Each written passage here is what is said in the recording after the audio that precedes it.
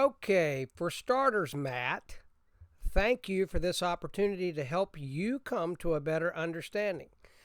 I mean, we've been in the space together now almost, what is it, like 8 years, and you finally acknowledged my existence? Anyway, appreciate all the video and content that you've produced over the years. I've watched a lot of it.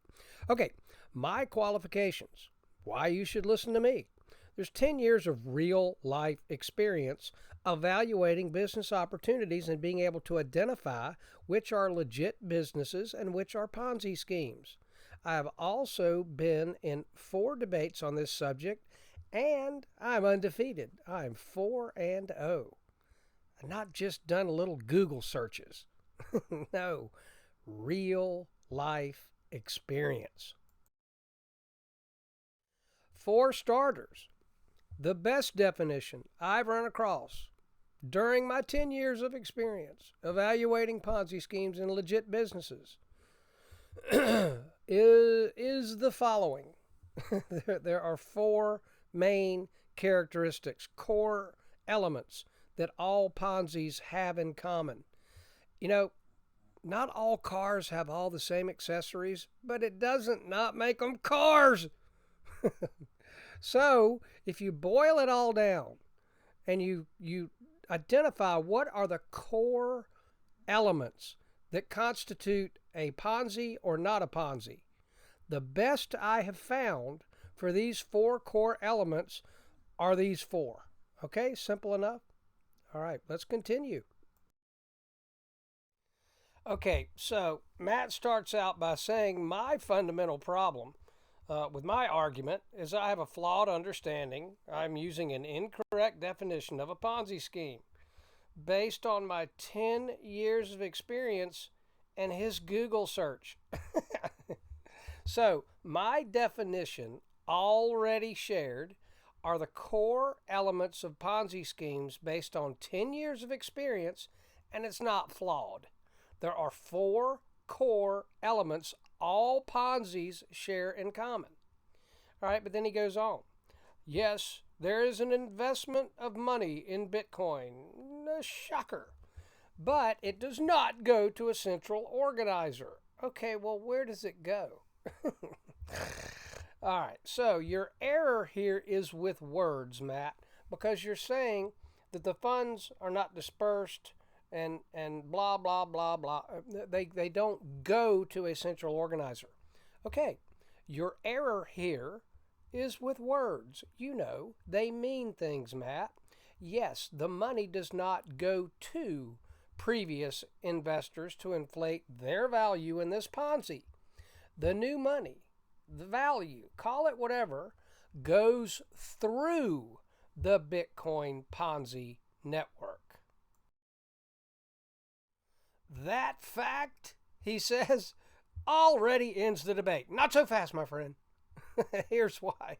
As you can see, the definition of a Ponzi, according to Merriam-Webster, which is incorrect, a Ponzi scheme is an investment swindle in which some early investors are paid off with money put up by later ones in order to encourage more and bigger risks. Matt, where is Sweet Miriam's definition in 1 through 4 that I provided for you? Oh, yeah, that's right, it doesn't exist.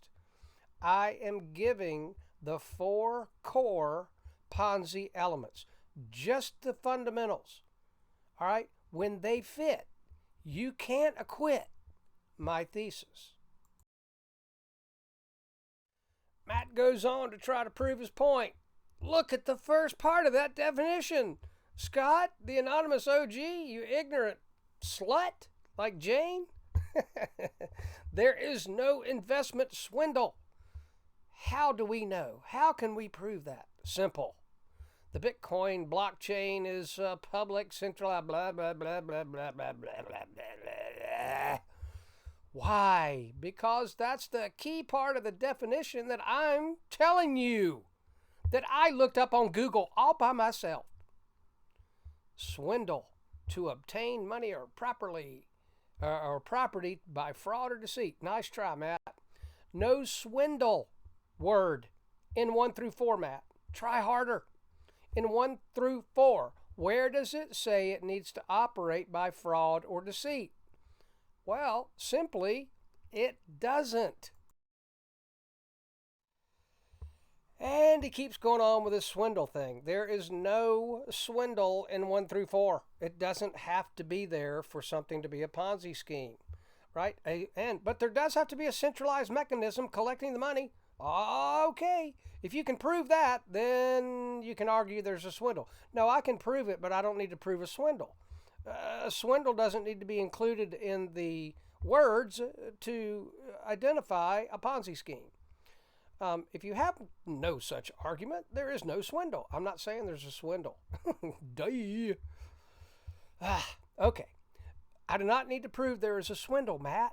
The function of a Ponzi scheme is new money in, right?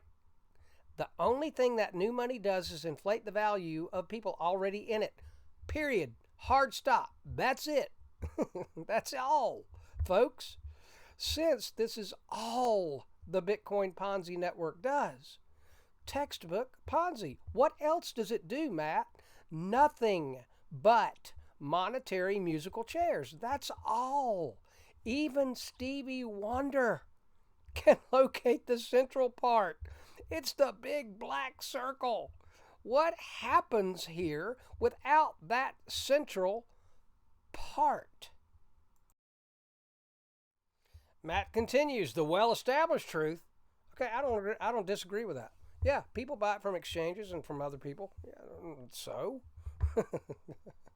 The exchange is merely taking a small profit. I got no problem with that, right? Transaction fees. Who pays them? Who pays the miners? Matt. The big old central authority here, the Bitcoin Ponzi network, or the exchanges. Who pays those people, huh? All right, this next gen Ponzi has 4 parts working together to function.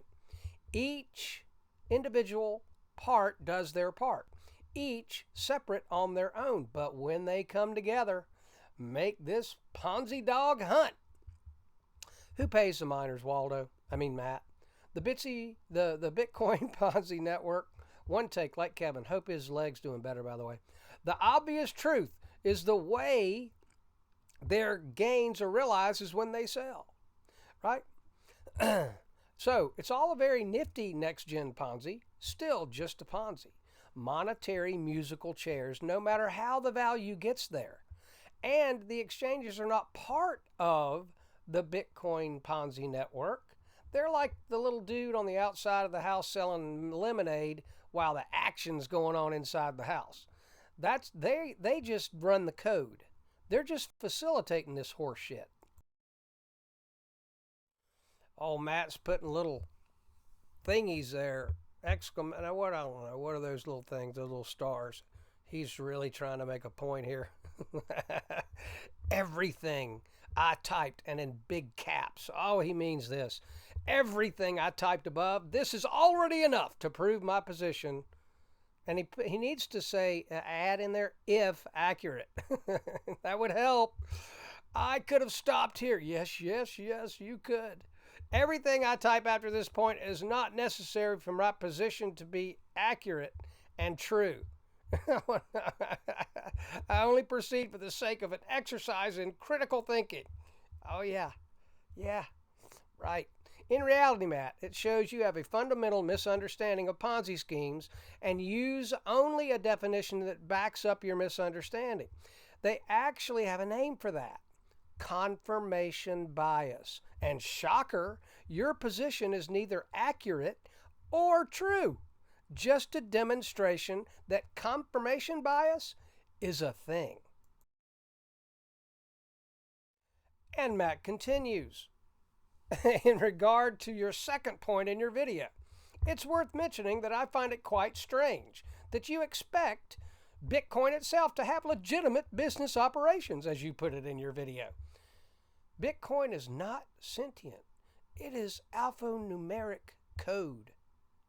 It's an asset. You're placing an impossible and unreasonable burden and expectation on it. No, I'm not. I'm going through the 4 core elements of a Ponzi scheme, and the ones that apply apply, whether you like it or not, Matt.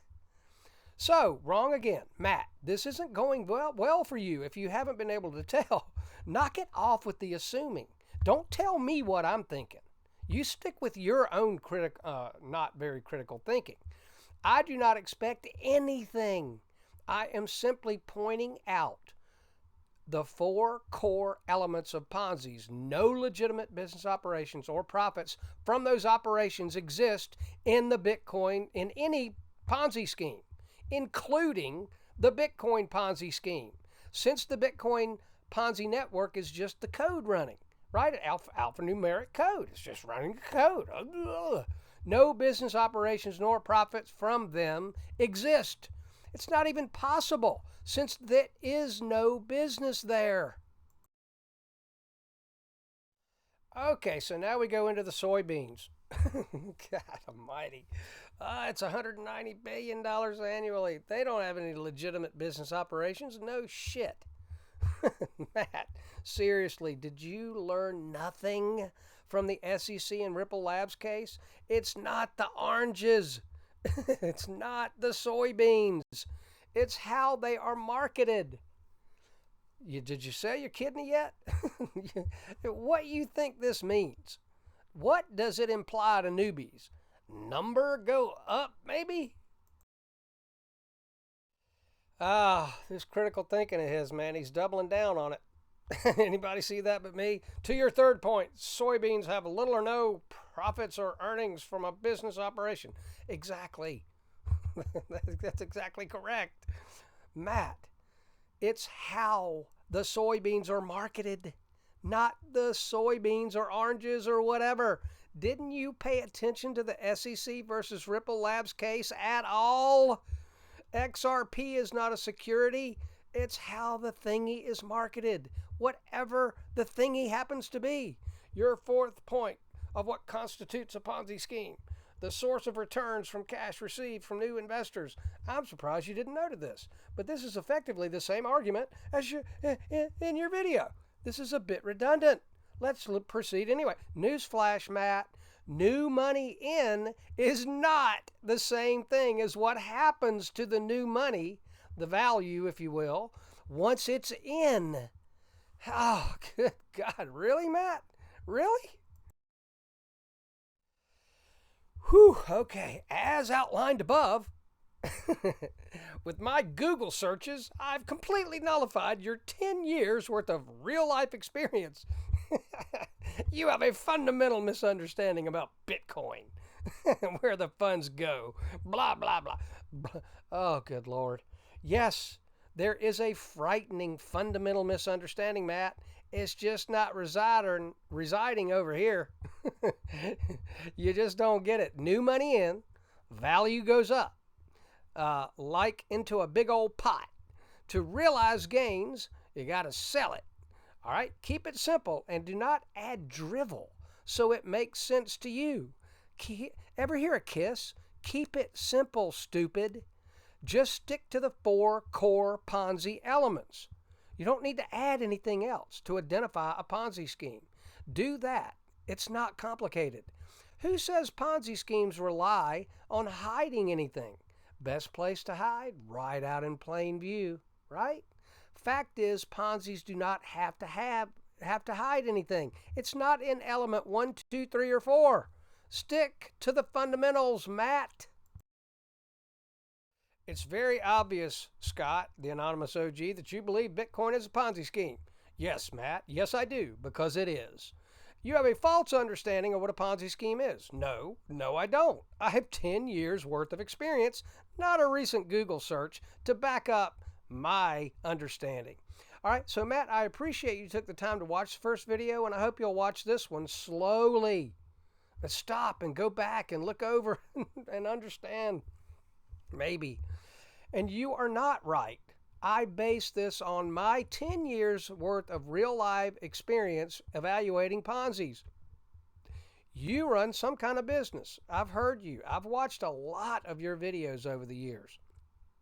All right, and I've heard you mention that. Imagine I come along and try to tell you you are all wrong in your understanding of your business based on my Google search. Wrong, Matt, wrong. You've been running your business 10 years. You got it all wrong. You know nothing about what you've been doing for the last 10 years. Nothing. I do because I Google searched. And I have and your desire to be right. That touches a level of lame Matt rarely reached. Congratulations. Bitcoin is what it is, not what you want it to be to continue to participate in it. Hard stop. Hey, hey, hey. Tell Matt. Mark. Anyway, if you think you can mount a serious response, I'm all ears. I really hope you are. But honestly, I don't see how a powerful response can be volleyed my way. I don't care about powerful, but I do care about accurate. I don't know if I mentioned it, but I'm an American and a truth maxi. So the truth is what's important to me. I think that would be asking for too much. But I like debate, so happy to proceed if you care to. I'd love to have you be number 5 and continue my undefeated march to 5-0. Ready anytime, Matt. All right. Well, we will see if you are all ears.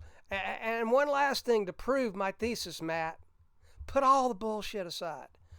Just think long and hard about what happens when the new money stalls or stops altogether in the Bitcoin Ponzi. Did you know all Ponzis have one and only one revenue stream? How many revenue streams the Bitcoin Ponzi have? Well, it's just like all the other Ponzis, one, new money. Look forward to your response. After 8 years, I'm finally glad that you acknowledged I exist. Scott P., the anonymous OG. And my suggestion to help with your confirmation bias, this little prayer helps me every time. Set aside prayer. God, help me set aside everything I think I know about you, everything I think I know about myself, and everything I think I know about others, and Ponzi schemes, Matt, and everything I think I know about my own recovery so that I may have an open mind and a new experience in these things. Please help me see the truth. Good day.